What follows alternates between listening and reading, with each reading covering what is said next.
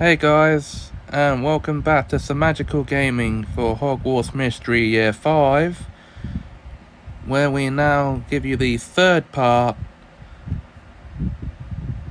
Episode 12 of the season, by the way. And now we give you the third part of the Outer Sorts side quest. Here we go. Well, the third part of my attempt at it, anyway. I don't have a very good track record for being able to complete these events, but taking part in them actually helps to pad out the runtime of a season.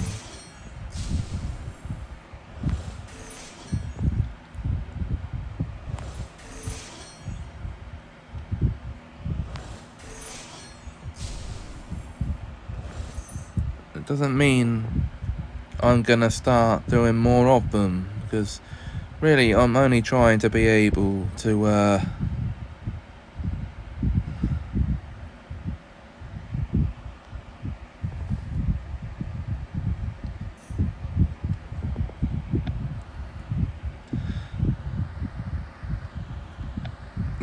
I need to be able to complete the story, the main story, that is, for this chapter, for the chapter of the story I'm stuck on.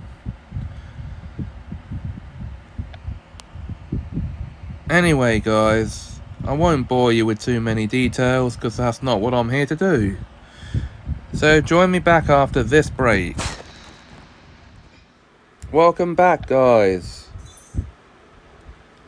And we now give this our second crack at the whip at this part of the event.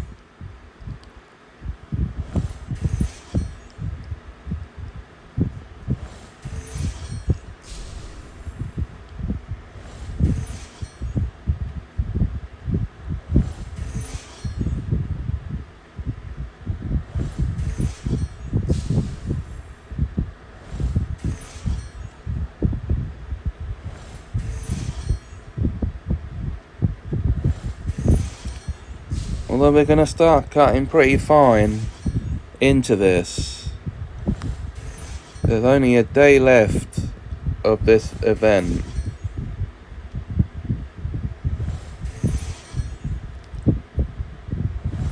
Well, it's actually a special adventure in the game. But already we're out of energy points and it's time to take another break. So after this guys, we'll see you then. We're back again guys. If you're wondering about the sudden change in background noise,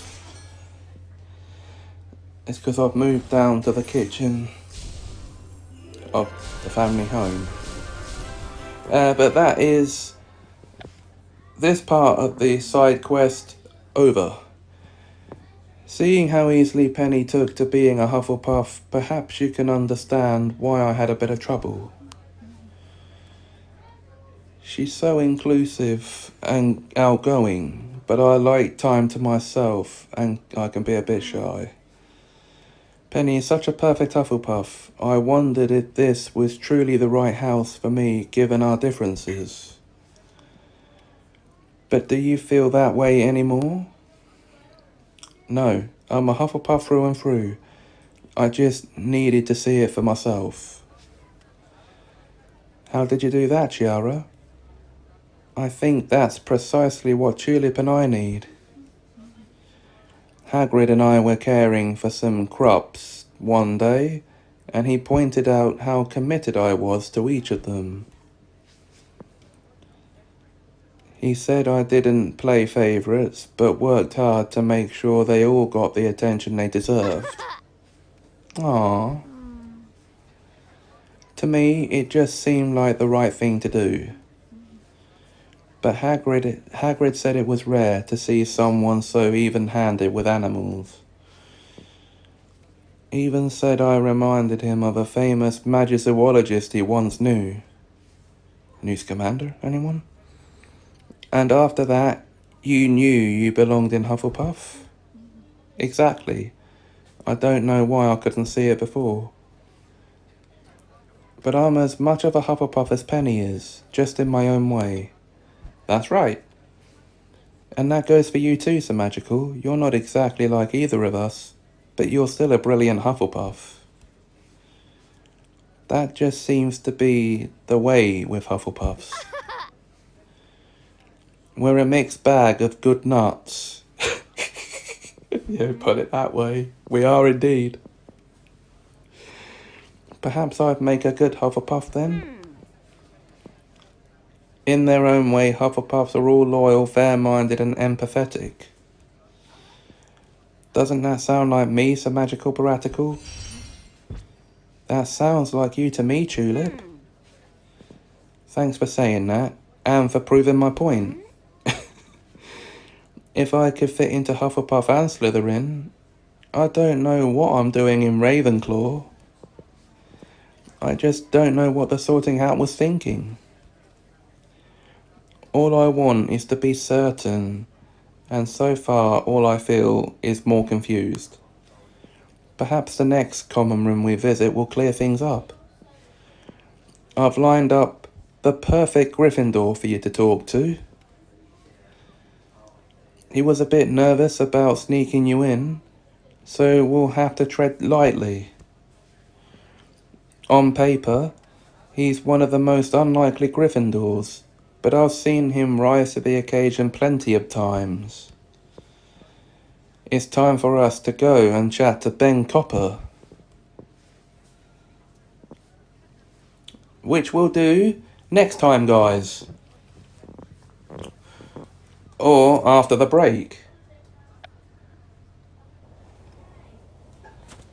So stay tuned, because there's more to come.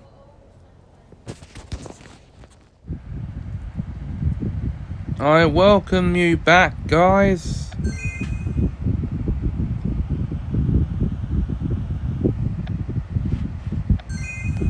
And it is now time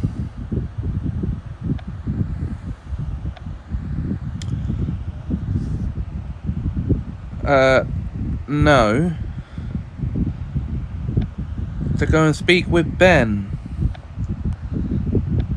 as part of this side quest.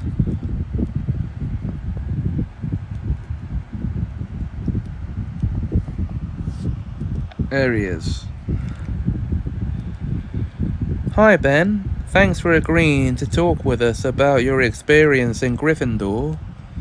Of course, Sir Magical. I couldn't let my friends down, but let's make this quick. If we get caught sneaking a non-Gryffindor into the Gryffindor common room, someone will get quite upset. Could get, sorry. We only need to show Tulip around and ask a few questions. Right. I haven't looked very closely at House Gryffindor before, but your common room is quite impressive.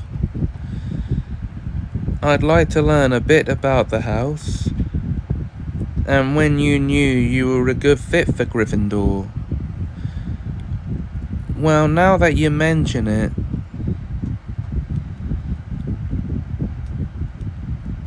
it is no challenge at all to know if one is a good fit for Gryffindor House.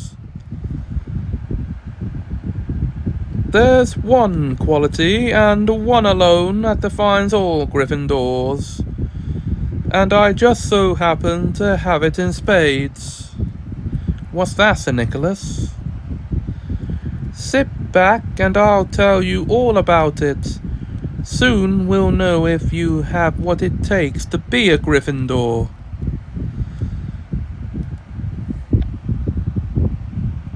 Okay, Sir Nicholas. Answer away.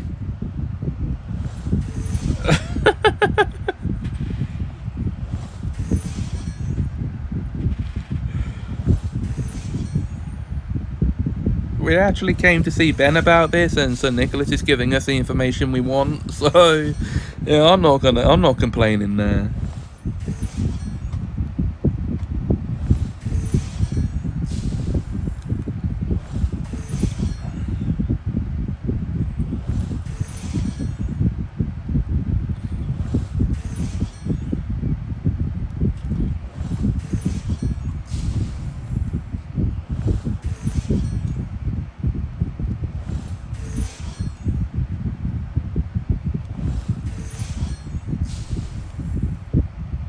Yeah, but isn't choosing to remain behind as a ghost rather than passing on into the realm of death a cowardly way out?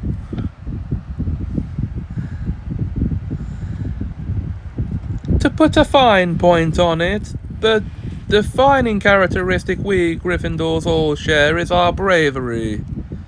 Naturally, it's quite easy to determine if one belongs in Gryffindor. You're either brave or you are not. I'm not so sure about that. What do you mean, Ben? As you know, I'm not exactly the bravest wizard. You rise to the occasion when it counts, Ben. Thanks, Semajical. I appreciate you saying that. I've always loved being a Gryffindor, but perhaps it's fair to say I'm not the most obvious choice. And yet the Sorting Hat didn't hesitate to place you here, I bet. It didn't, no. But I like to think it saw potential in me. I suppose I'll have to wait and see if it was right, which I'll admit makes me a bit nervous. Well, you stuck out your neck for us today. We appreciate your help. And mine, of course. Oh yes, and yours, Sir Nicholas. Of course.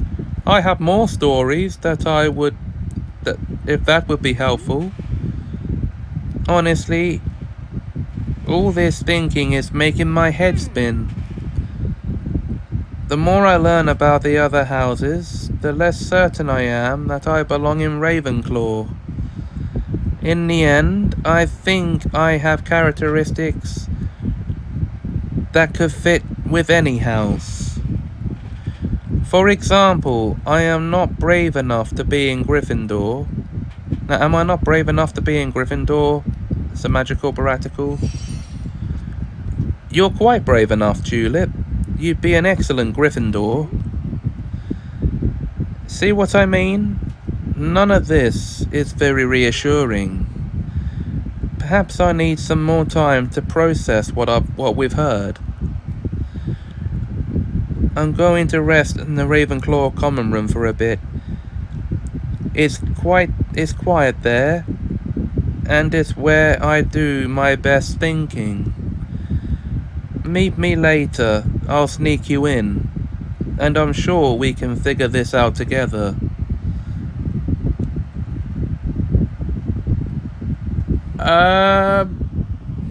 Right.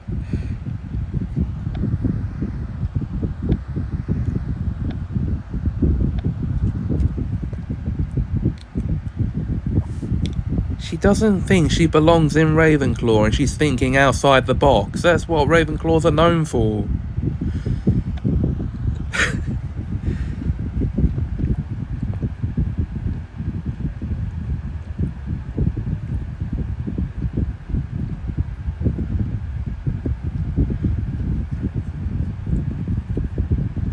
Hi Tulip, are you feeling any better? Our talk with Ben seemed to spin you out a bit. It did. I appreciate how supportive you've been, Semajical Baratical, but after talking with friends from each house, I feel even less certain that I belong in Ravenclaw. I'm sorry, Tulip. I only meant to help, not to make you doubt yourself. It's not that I doubt myself, but if the Sorting Hat was wrong, it could affect my whole life. I'm not used to simply trusting other people when it's something this important. Well, we're not quite finished yet. We have one house left to learn about after all. We still haven't talked to our Ravenclaw friend, Tulip Karasu. Eh? What? I'm quite curious what she has to say about her house. Good point, Semajical Baratical. If we want to be thorough, I suppose we could let Ravenclaw have a say in all this. Oh, well, you need to, really, don't you? I mean...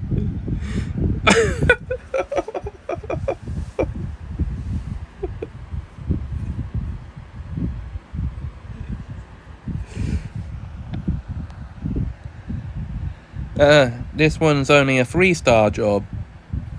And it's a 1-hour thing. Right, so let's check what time we got left on this. 18 hours, that's plenty of time still, I think. So we'll take another break, guys, and see me back here after this. We're back again, guys, and it is now time to interview Tulip.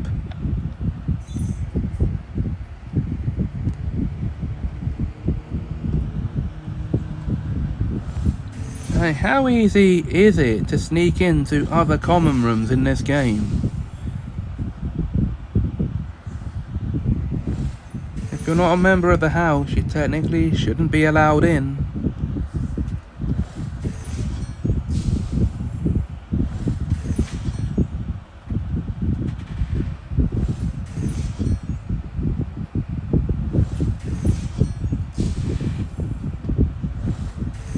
And yet, here we are,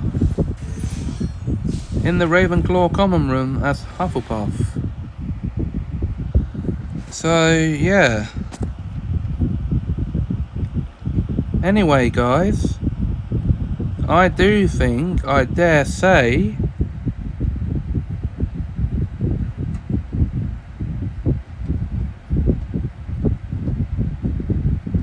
that we've achieved what we set out to achieve here for this part of the adventure. So I'll see you after this. We're keeping on a roll here, guys. Welcome back. So, Ravenclaw students are known for their wit, wisdom and academic abilities. That sounds like you to me, Tulip. Thanks, Semajical Baratical. But I can also be cunning, competitive, hardworking, loyal and willing to rise to the occasion. Don't forget you said yourself, I'd make a good Slytherin. And you admitted I have the empathy and fair-mindedness of a Hufflepuff. And not to put too fine a point on it, but you did say I was brave enough to be a Gryffindor not too long ago. I suppose you're right. See, looking at it all together, it becomes a bit confusing. The more I think about it, the less certain I feel. Then perhaps we've been going about this all wrong. Over the course of our conversations, it became clear that some friends took to their houses straight away, but others needed time to see how they fit in. That's true. Many of them had a decisive moment that helped clarify things, like Barnaby in his contest or Chiara with the Crubs. Exactly. Perhaps all we need to do is to provide you a moment like that. But those things happen randomly. It can't just wait around. I can't just wait around for that to happen to me. You won't have to. I'll ask each of our friends to come up with a challenge based on the story they told us. Each challenge will serve as a test to see if you're truly a good fit for their house. Ooh, I like a challenge. Perfect. If all goes well, one of these challenges could become your decisive moment. I'll send word to Barnaby now. We can meet him on the training grounds once he's devised the first challenge.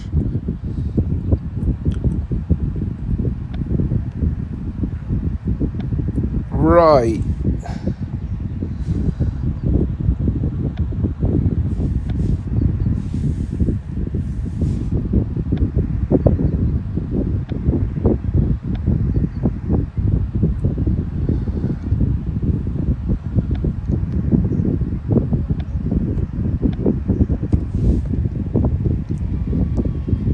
So what is the first challenge?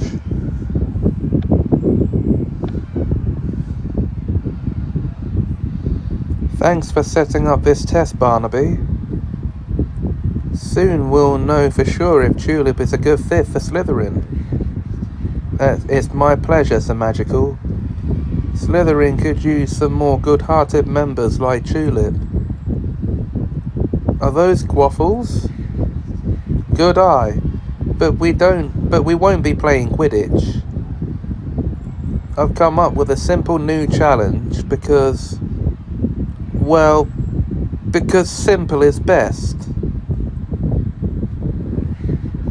A simple new challenge, okay. All you have to do is grab a quaffle and use it to tag everyone on the opposing team before they tag you. Neither team can cross the line here, and if you get hit by a quaffle, you're out. Last team standing is the winner. That sounds easy enough. I'm glad, because it took me all day to think of it. Now, since you're both wondering about your placement in your house, I figure I'd put you on the same team.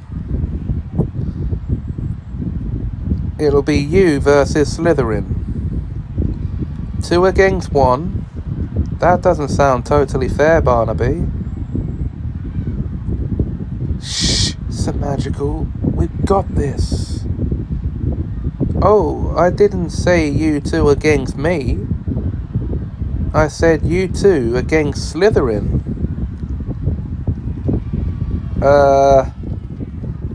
Oh. Now get ready to race for the quaffles, and may all true Slytherins win. Quick, let's strategize. Oh my word. Really? Like, come on, mate.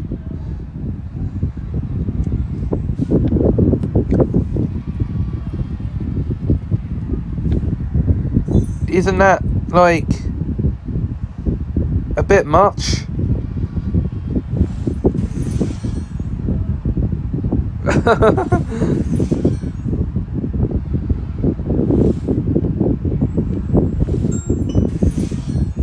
Someone is at the front door.